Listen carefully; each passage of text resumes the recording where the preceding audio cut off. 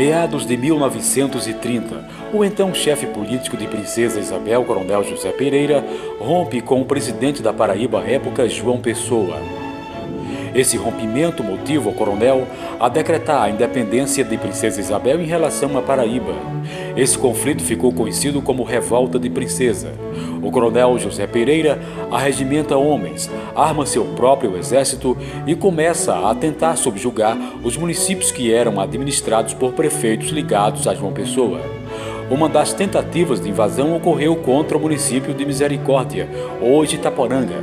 Como terminou essa história? Vejam a seguir. Bom dia, pessoal. Hoje nós vamos visitar os caminhos dessa história, né? Aprender mais um pouco sobre a história da cidade, porque vocês podem ter certeza que foram os nossos antepassados, as pessoas que lutaram naquele tempo, porque se a cidade tivesse sido invadida, certamente nós poderíamos nem estar aqui hoje, né? Porque quem lutou naquela época para que a cidade não fosse invadida, porque se fosse invadida certamente haveria mortes, haveria muito sangue, haveria muitos prédios incendiados, um caos, né? Então a cidade não foi invadida graças à ação desses homens na época, mas principalmente aí o Correio tem uma importância especial, que eu contei a história a vocês, graças também a um socorro que veio de Piancó, que na época lá funcionava o quartel general da luta do governo contra Zé Pereira. Então foi graças a um avião, vocês recordam? O Teco-Teco, o avião monomotor que saiu de Piancó e veio, sobrevoou a cidade e conseguiu espantar esse pessoal que tentava invadir Itaporanga. Mesmo assim ainda chegou a haver tiros. Nessa casa que nós vamos nos dirigir a ela agora, há lá um santo de madeira, ainda com a bala da Revolução de 1930.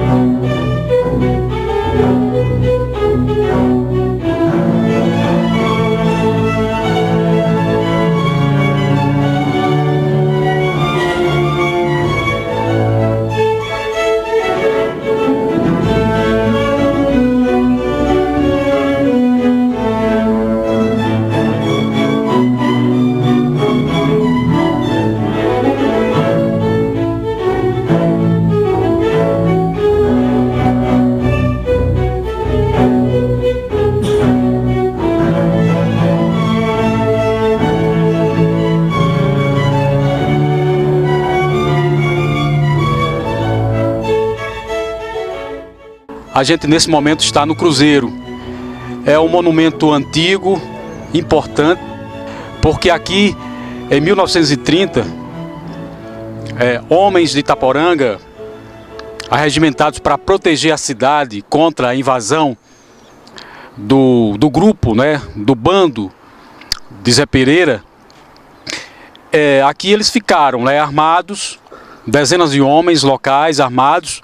Naquele tempo existia a polícia, mas a polícia não tinha tanta força, né? Não tinha um regimento tão amplo, né? Não tinha tantos policiais, então a cidade precisou recorrer aos homens da época, jovens, adultos, alguns até idosos já, para defender a cidade. Então, esse cruzeiro foi um dos pontos onde essa aglomeração de homens armados dispostos a defender a cidade, essa aglomeração se fixou. Na verdade, o pessoal de Zé Pereira vinha desse lado, né, em direção à cidade, exatamente atravessando o rio Piancó. Nessa época, em 1930, obviamente não existia toda a povoação que existe hoje em Itaporanga. Era uma cidade pequena. Esse cruzeiro certamente era o ponto mais alto naquela época, porque a cidade ela não tinha toda a verticalização que tem hoje. Nós temos aqui prédios de 3, 4, até 10 andares. Naquela época não existiam. Portanto, esse cruzeiro era o ponto mais alto. E sendo o ponto mais alto, obviamente a visibilidade para quem aqui estava se preparando para uma defesa era muito melhor. Então daqui se via um movimento ao longe. Na verdade aqui não houve tiroteio porque o pessoal não vieram para esse lado. Eles preferiram um outro lado da cidade que nós vamos visitar agora e foi onde realmente de fato chegou a haver tiros e onde a cidade pôde também se defender. Então nós vamos descer agora o cruzeiro e vamos para outro ponto onde a cidade se juntou, se uniu para se defender, né, dessa ameaça de invasão do grupo do Coronel Zé Pereira de Princesa Isabel.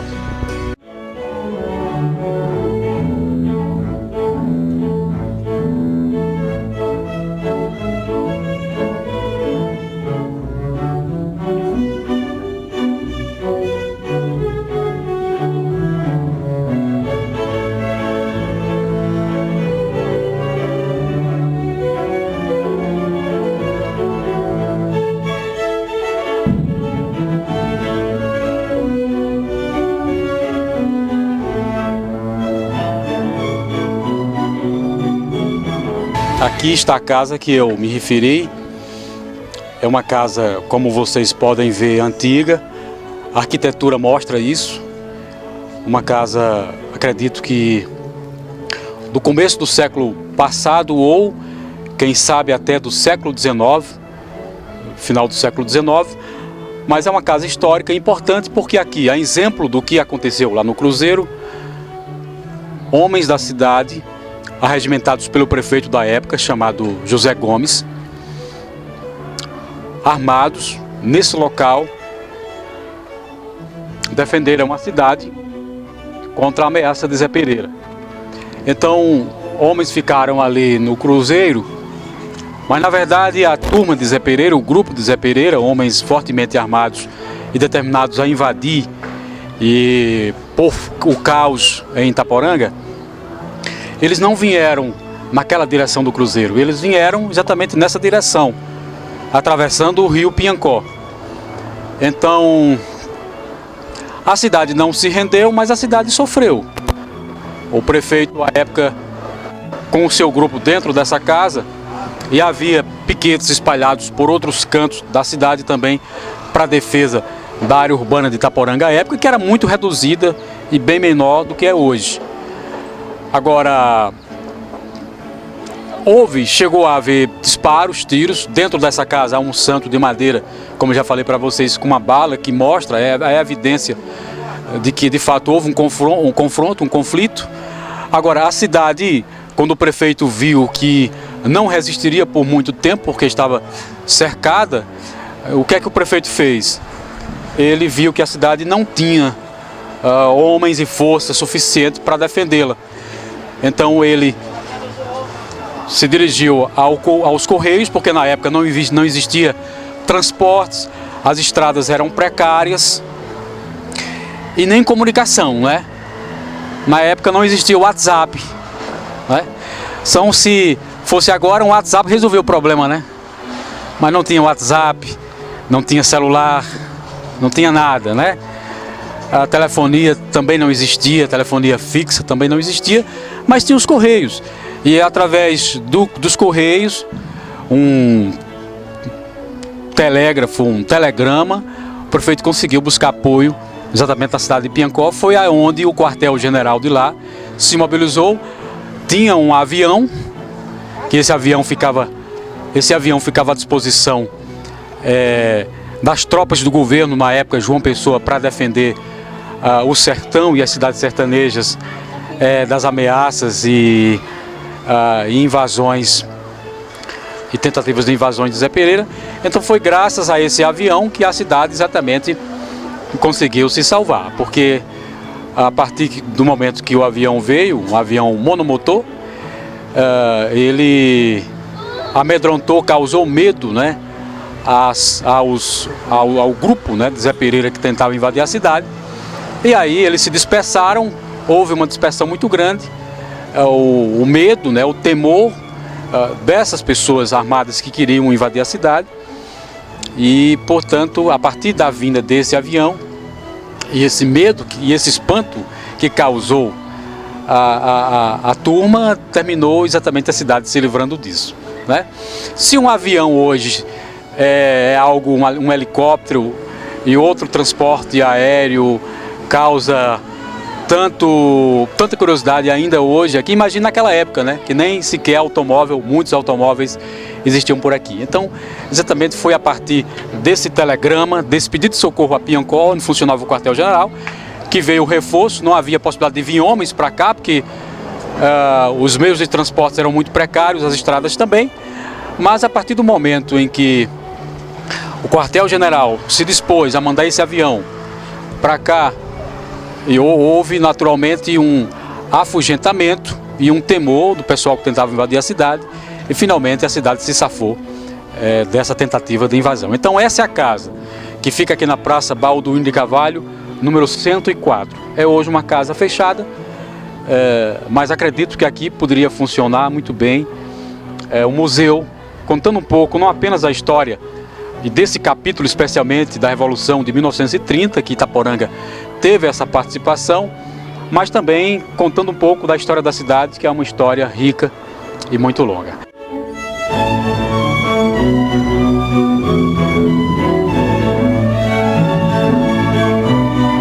O prefeito, à época, José Gomes, através dos Correios, desse serviço postal, conseguiu enviar um telegrama até Piancó, onde funcionava o quartel-general da polícia da Paraíba, arregimentado exatamente para defender o sertão da Paraíba, especialmente essa região das tentativas de invasão do coronel Zé Pereira. Então foi através dos Correios que esse pedido de socorro chegou a Piancó. Com esse telegrama, finalmente veio esse avião, conseguiu espantar os homens de Zé Pereira que estavam nos arredores da cidade, e finalmente a cidade conseguiu exatamente se safar, sobreviver, né, a essa tentativa de invasão.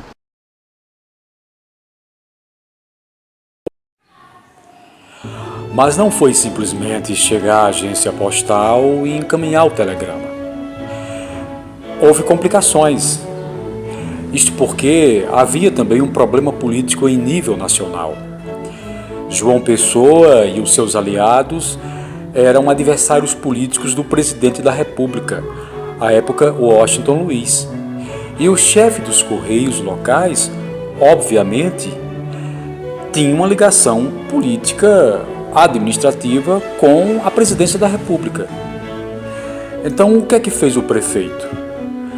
Sabendo, obviamente, da ligação política do chefe dos Correios com a presidência da República, que era adversária sua e do presidente da Paraíba à época, João Pessoa, o prefeito, simplesmente desconfiado de que o chefe dos Correios poderia boicotar a mensagem, impedir ou dificultar que a mensagem chegasse a Piancó, o prefeito determinou a prisão do chefe dos Correios de Itaporanga, e assim foi possível encaminhar o telegrama e a mensagem chegar a Piancó, ao quartel-general, e a polícia responder exatamente mandando o avião para socorrer a cidade.